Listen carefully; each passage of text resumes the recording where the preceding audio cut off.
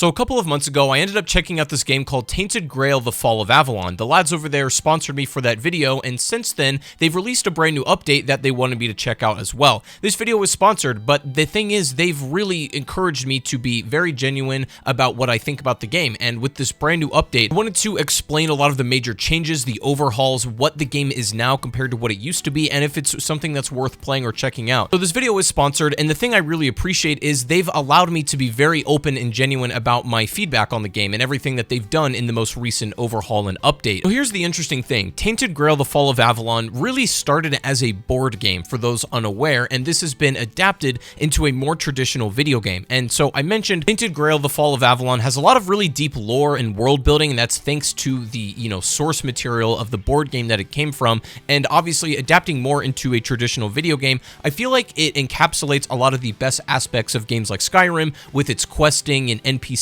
dialogue and looting and everything like that, but it also combines some of the RPG and, player build elements that I really like from games like, Dark Souls and whatnot. And that entire core of feeling a little bit questy but also RPG-like was a very good combination for this game. However, I felt like the last time I played it, it leaned a lot more heavily into the narrative-based NPC questing stuff, and maybe not so much the depthful, gameplay mechanics, combat, and so on. However, this last update has completely changed all of that. Combat has been largely overhauled, as well as how you level up entirely, and this is for sure one of those aspects that have been clearly inspired by more modern video games, and this comes down on the fact that the way that you now level up, rest, build things, crafting, increasing your character stats, all come down to doing it at campfires. And so obviously you can draw comparisons to, similar games that do a format like this, but the thing that makes it different in Tainted Grail is you actually get to choose where you put your campfires. You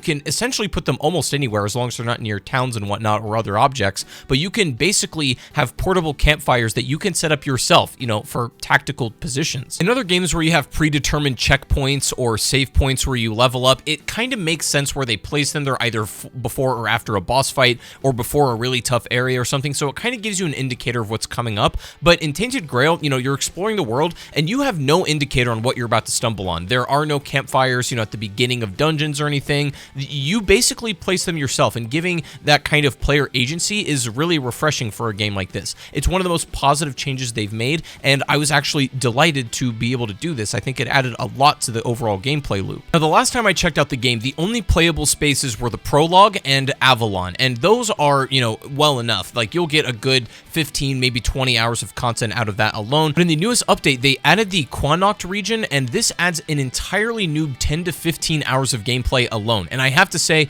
this is by far some of their best work. This region feels a lot more polished, refined, and to the point and straight-edged than Avalon did. I like a lot of the Avalon section too, but Quanacht feels like it's taken all the lessons from that previous area and expanded on it further. I was a really big fan of this, and also, not to mention, the performance of the game has just straight up improved tremendously. I remember being in somewhat more open world areas and more performance demanding ones, and my frames would drop a little bit. Sometimes that can take you out of the immersion if it's just jumping all over the place performance wise, but everything I played for the most part was relatively steady. I only had a problem with maybe one or two small areas of the game, and that was that, as far as performance goes. Now, to be fair, right now Tainted Grail is still under maintenance. They're still developing the game. Not everything is polished or added, and so it's still a work in progress to some extent. I did encounter a few glitches that prevented me from progressing, or, bugs in the world design. It's still not totally 1000% polished. The point is, it's getting there. It has more than the potential to do so, and I was very much impressed with how much progress the game has made since last time. And the thing is, even in its current state being not quite fully done, it's still going to give you a good 10 to 20, maybe even 30 hours of quality gameplay. One of the things I really appreciate is that they've definitely leaned a lot more into the Souls-like gameplay, right? The Skyrim questing and everything is great, and I love that stuff, but I also maybe want a little bit of combat challenge too. They've changed the way that difficulty works to some extent, where you have a lot of options for difficulty. You have story mode, which is practically no challenge at all. You have easy, normal, hard, and then you have this hardcore mode that is like one life. If you die, that's basically it. Your save is gone, essentially. It's pretty intense, but for people who want to play that way and enjoy that one life only challenge, then this mode is certainly going to be for you. But if you're just a story enjoyer, you can play it that way and absolutely enjoy it too. I think it's very flexible as far as how you approach it, which is always good. Now, the other thing that I felt they've added to be the game a bit more Souls-like, they've designed what is essentially a dungeon in this particular area of the map that I encountered,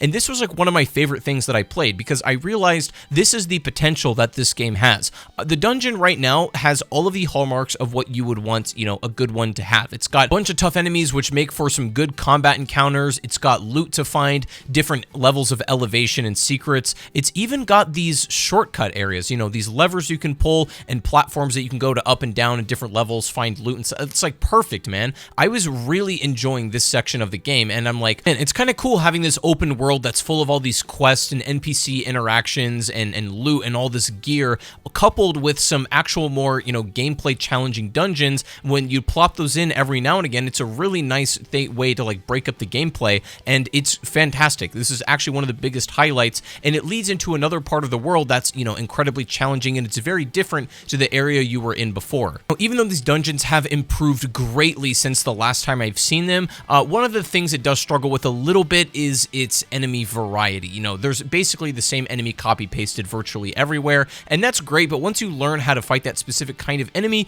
you can just kind of apply that formula and mindlessly, you know, finish the rest of the dungeon. You know, not really too much dynamic things going on there, but again, that's easily changeable. If they were to add maybe even just a couple of different types here and there, I think it would go and spice up the gameplay quite a lot. The overall approach to gameplay, and more importantly, getting beginners started in this game, has definitely been looked at, and so this is another one of those things that if you haven't checked it out, it might be worth doing, because it's improved a lot. And you basically, when you select a character, have a couple of different classes you can choose from, very RPG feeling. They all have different stats and trade-offs. Some are better, you know, at magic, some are better for strength and tanky builds, whatever really suits your play style. But also, you can kind of choose where you want to start in the game. You can begin with the prologue, you can just start with Act 1, you can jump right into Act 2, you know, whatever you want to do. It's very different for a modern game. I feel like, you know, many video games on the market feel like they're a bit too oppressive to get started in, and there's just too high of a barrier to entry. You know, you have to learn all these things, maybe you have to read all these guides. This game is just jump in and play, and you'll learn as you go.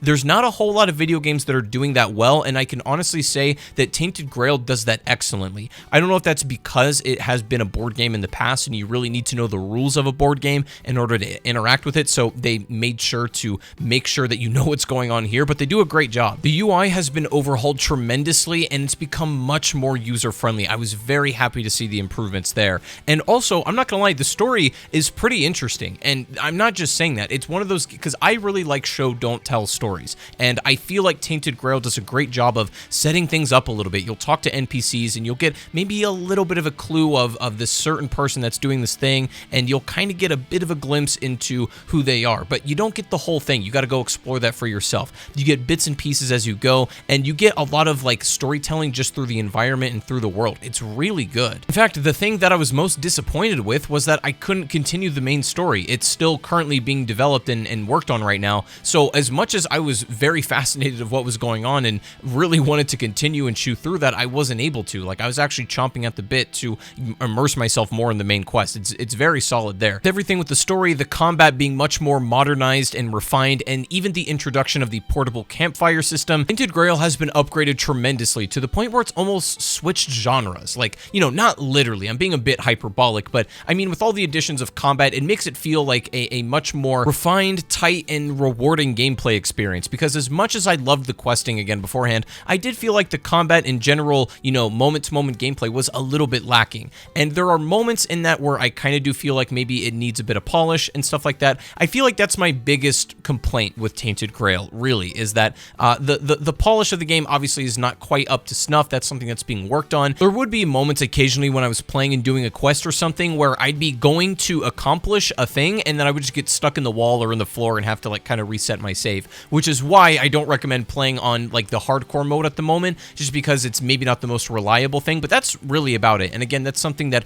over time can be ironed out. That's just a technical issue. I'm actually really impressed with this last update, and I want to give a big thank you to the team for sponsoring this video and allowing me to play it again. I've really enjoyed my time with this, and again, you know, with a little bit more polish and some attention to, you know, the world and everything, I think it's got a ton of potential to be an amazing game. And if you're looking for something that's a bit different to what you're going to find in the modern video game landscape, a world to really immerse yourself in with like a deep, rich history, as it has been a board game in the past, so it's got all of this stuff laid into it, I would definitely recommend checking this out. Go and check it out. The link to this game will be in the description, and thank you very much to Tainted Grail: The Fall of Avalon for sponsoring this video.